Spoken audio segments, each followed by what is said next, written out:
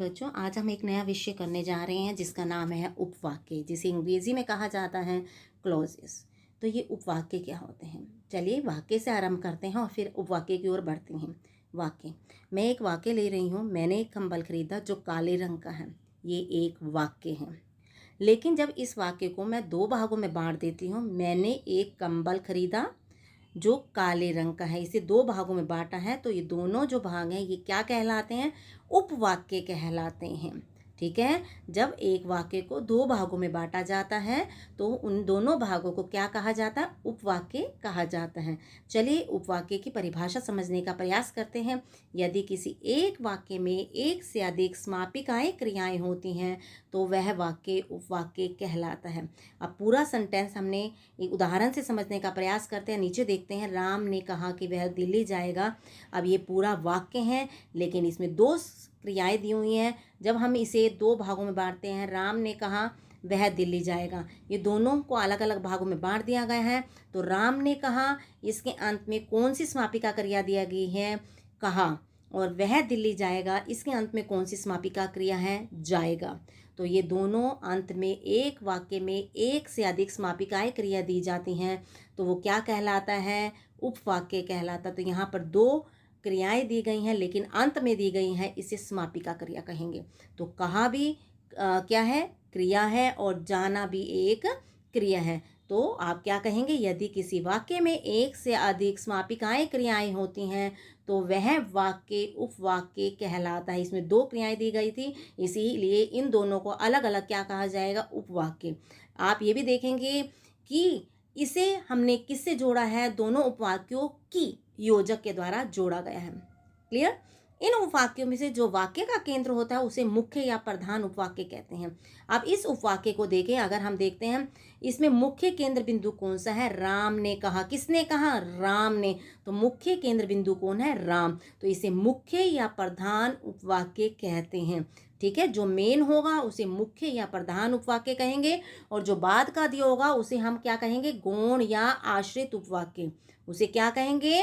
गौण या आश्रित उपवाक्य। आगे देखेंगे, मिश्र वाक्य के उपवाक्य प्राय व्याधिकरण योजकों से जुड़े होते हैं। किससे जुड़े होते हैं? व्याधिकरण योजकों से जुड़े होते हैं। व्याधिकरण क्या होते हैं?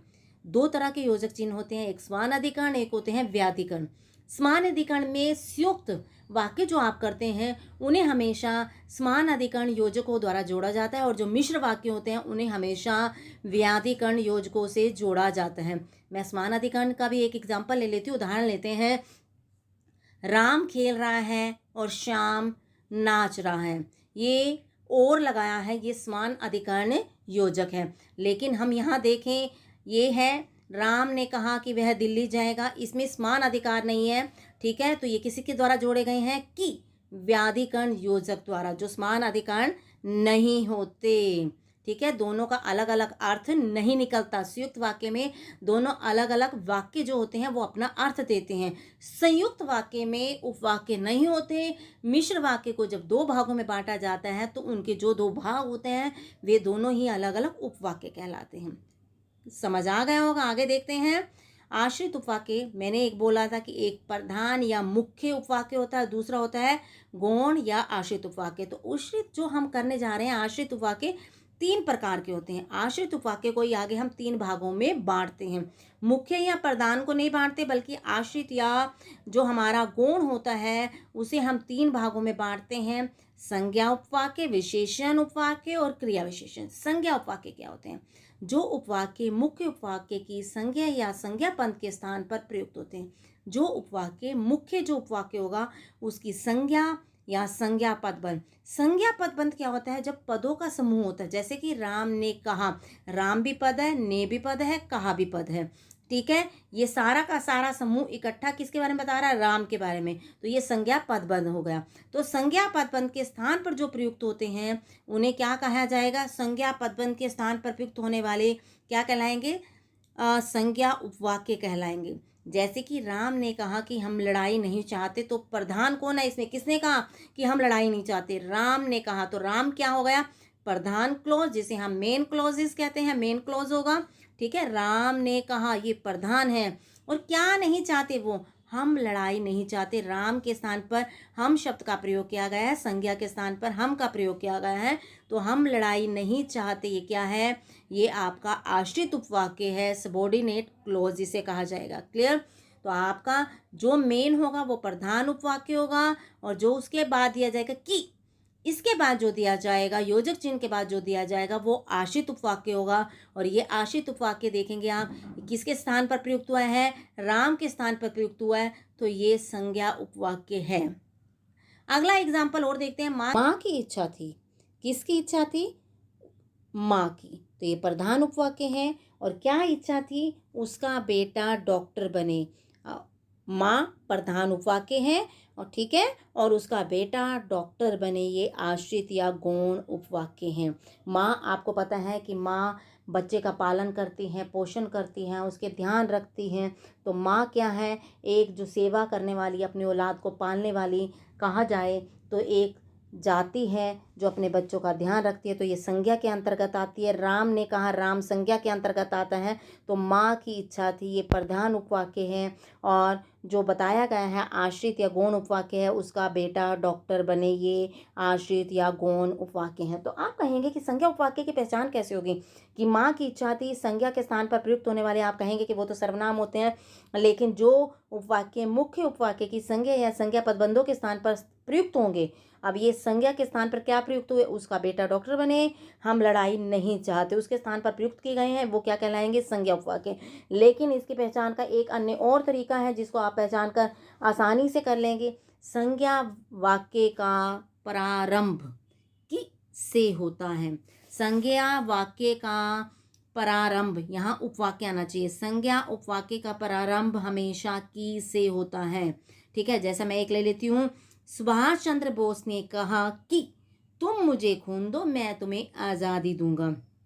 सुभाष चंद्र बोस ने कहा, ये प्रधान उपवाक्य है, कि तुम मुझे खून दो, मैं तुम्हें आज़ादी दूंगा, ये आश्रित उपवाक्य है। लेकिन आप देखेंगे कि यहाँ पर की दिया गया है, और की के बाद जो दिया गया है, आश्रित उपवाक्य का भेद देखना चाहें तो आप की देख लीजिए कि जहाँ पर भी की आ जाए, उसके बाद जो वाक्य दिया होगा यानी कि उपवाक्य दिया होगा, वो हमेशा संज्ञा उपवाक्य के अंतर्गत आता है। क्लियर, कि की के बाद जो भी उपवाक्य आएगा वो हमेशा संज्ञा उपवाक्य ही होगा। एक एग्जाम्पल और देख लेते हैं। मेरा विचार है कि तुम्हें यह काम कर लेना चाहिए। मेरा विचार, किसका विचार है, मेरा विचार है, तो ये प्रधान उपवाक्य। आश्रित कौन सा है, तुम्हें यह काम कर लेना चाहिए। और अगर आपसे पूछा जाए ये आश्रित उपवाक्य के किसके अंतर्गत आता है, तो आप कहेंगे कि मैडम यहाँ तो की दिया हुआ है, तो ये तो संज्ञा उपवाक्य के अंतर्गत आता है। चलिए आगे देखते हैं विशेषण उपवाक्य। जब कोई आश्रित उपवाक्य प्रधान उपवाक्य की संज्ञा पद की विशेषता बताते हैं तो उन्हें विशेषण उपवाक्य कहते हैं। समझ आ रही होगी आपको। जब कोई आश्रित उपवाक्य प्रधान उपवाक्य की, यानी प्रधान उपवाक्य क्या होगा, संज्ञा पद, उसकी विशेषता बताएंगे तो उन्हें विशेषण उपवाक्य कहते हैं। जैसे कि मैंने एक व्यक्ति देखा, ठीक है, ये जो बहुत मोटा था, मैंने क्या देखा, मैंने देखा एक व्यक्ति को, ठीक है, ये क्या है, ये आपका मैंने देखा है, तो प्रधान उपवाक्य होगा। ठीक है, और आश्रित कौन सा होगा, जो बहुत मोटा था, ये आश्रित उपवाक्य हैं। लेकिन यहाँ पर एक व्यक्ति की विशेषता क्या पता चल रही है कि वो बहुत मोटा था, जो बहुत मोटा थे, ये विशेषण उपवाक्य हैं। क्लियर। आपको पूछा जाए कि ये आश्रित है, जो बहुत मोटा था, आश्रित उपवाक्य है, लेकिन ये किसके अंतर्गत आएगा, क्योंकि ये विशेषता पता चल रही है, तो ये विशेषण उपवाक्य के अंतर्गत आएगा। आगे देखिए, वे फल कहाँ हैं जिनको आप लाए थे। किनके बारे में पूछा जा रहा है, फलों के बारे में। मेन कौन है, प्रधान कौन है, फल। वे फल कहाँ, ये प्रधान उपवाक्य है, मुख्य उपवाक्य हैं। आश्रित उपवाक्य कौन सा है, जिनको आप लाए थे। लेकिन आश्रित उपवाक्य का अगर हम भेद देखते हैं तो ये किसके अंतर्गत आता है, जिनको आप लाए थे।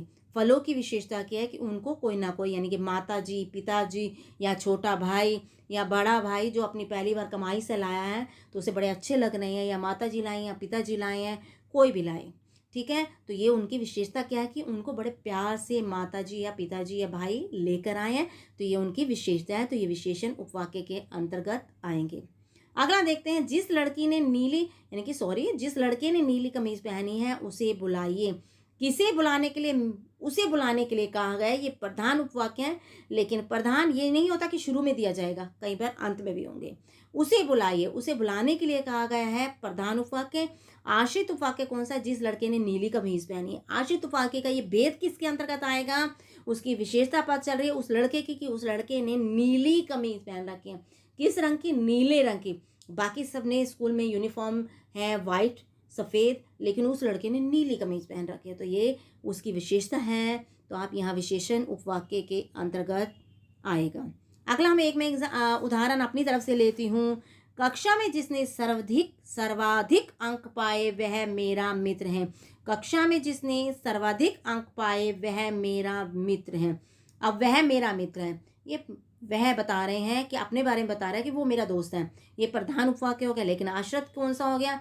कक्षा में जिसने सर्वाधिक अंक पाए हैं। सर्वाधिक अंक किसने पाए हैं? कक्षा में जिसने भी। ठीक है, ये विशेषता है उसकी, उसने सबसे ज़्यादा अंक प्राप्त किए हैं, ये उसकी विशेषता है। तो ये विशेषण उपवाक्य हैं। लेकिन आप पहचानेगा, जैसे संज्ञा उपवाक्य के अंतर्गत आपने देखा था की के बाद जो भी उपवाक्य दिया होगा वो हमेशा संज्ञा उपवाक्य होगा। अब इसकी पहचान कैसे करेंगे? विशेषण उपवाक्य का प्रारंभ जो अथवा, ठीक है, इसके किसी रूप, जो अथवा इसके किसी रूप, जिसे, जिसको, जिसने, जिनको आदि से होता है।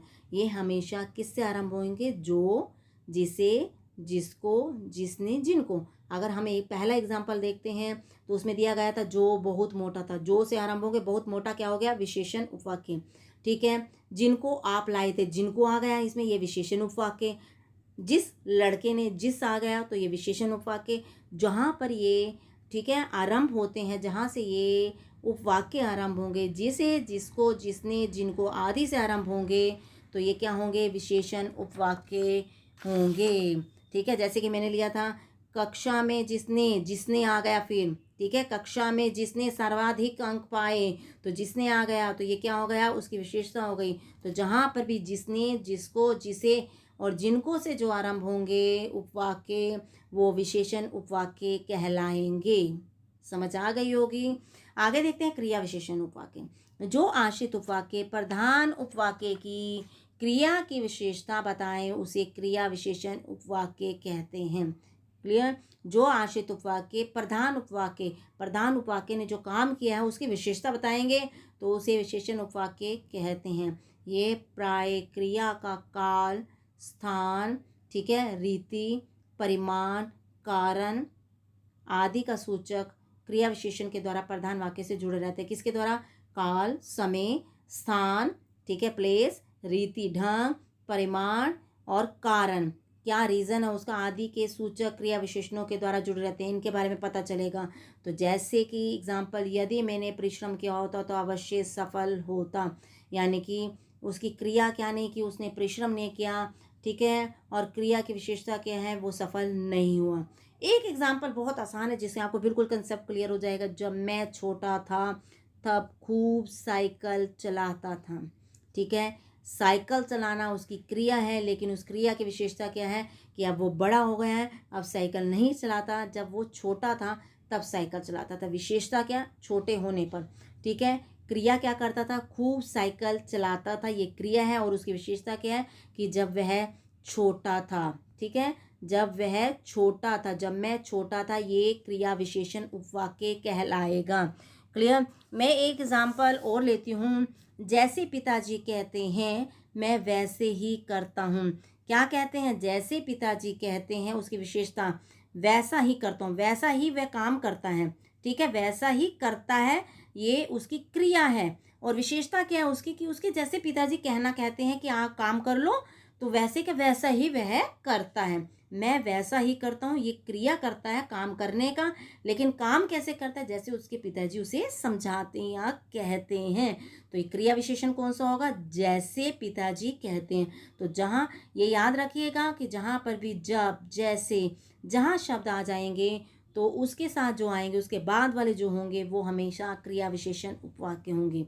एक उदाहरण और ले लेते हैं। जब मैं सोकर उठी तब बिजली आ चुकी थी। बिजली आना क्रिया है, लेकिन उसकी विशेषता क्या है कि जैसे ही वह सोकर उठी, ठीक है। क्रिया की विशेषता सोकर उठ चुकी है, तरोताजा हो चुकी है और बिजली आ चुकी है। क्रिया क्या हुई, बिजली आने की, और विशेषता की थी वो सोकर उठ चुकी है।